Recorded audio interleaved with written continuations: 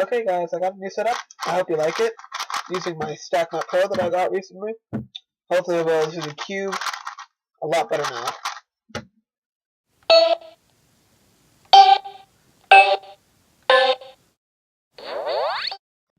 Hey guys, Cubologist today we have the next episode of Your Average Average.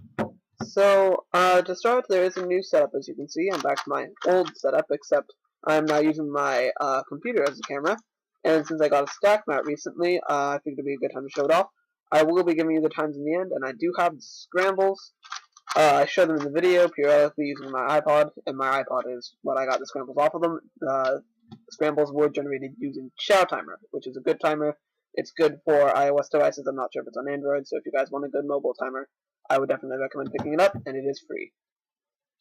There were a few topics that I wanted to talk about.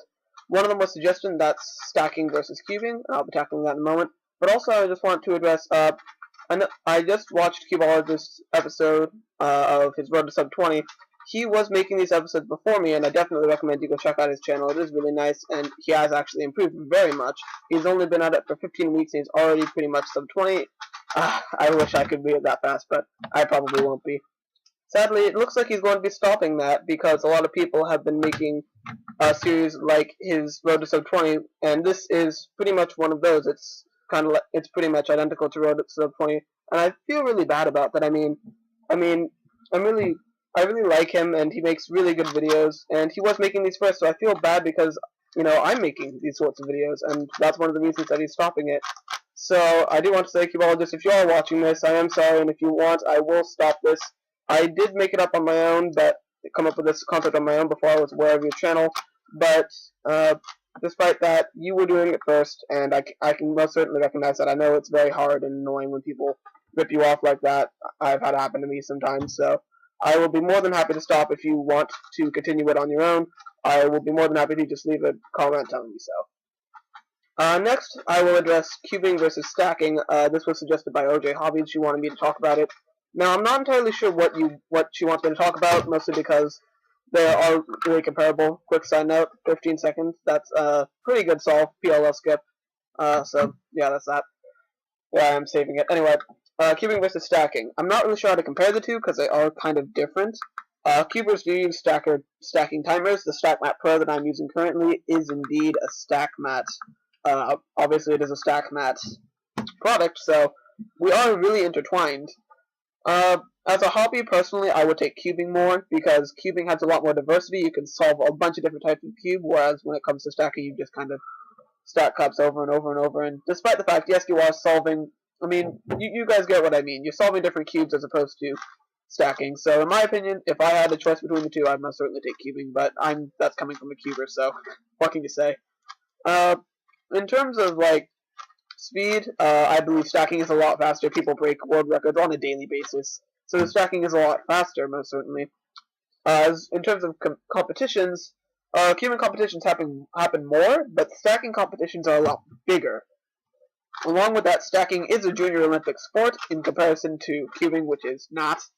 So it is really cool to see that these sort of hobbies are becoming really interesting and intertwined with other sorts of sports. The Junior Olympics is really amazing, actually. Along with that, this is also apparently used. Stacking is actually used as a physical education in some schools, which is kind of weird in my opinion, but it works.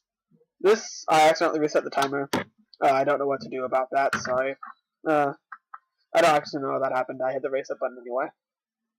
So that's all I can really say on cubing versus stacking. I don't really know what else there is to say because for the most part, it's just they're really not. I don't know how to compare them. So that's that. Maybe I'll revisit that subject later on. Next, I want to talk about just a quick sort of thing that I noticed. Yulongs, YJ Yulongs are amazing cubes, but I have mine, which is the transparent stickless Yulong that you saw in my first video. It feels really crunchy, buttery, and really smooth, and that reminds me of lobsters for some reason. I mean, lobsters are crunchy, if you include the shell, they're smooth, and they're buttery, because people put butter on. That's just something I came up with, something funny, I think, just something that I wanted to say. I really don't know why. Next, little update. I might be getting a camcorder soon, along with a tripod, so then I can film legitimate videos, and then I won't have to film from this awkward angle. It'll make life a lot easier for me filming, and I think it'll produce a lot more quality videos, so I won't have to go around using my laptop, and I won't wind up needing to record it from this weird angle. I'll be able to record it from better angles. And the setup that I told you about in the beginning, I don't have it ready yet, but it will be ready. Probably around next week, I would imagine. Around next week it should be ready. Maybe a bit later. So next episode should hopefully probably have that set up, and that will be really cool, because then I'll be able to film better episodes of Your Average.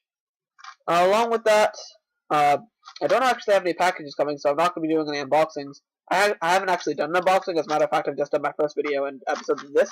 I have another video coming out. It's for Jared Cuber's contest. You guys will probably see that on Wednesday or Thursday, so that'll be coming out too.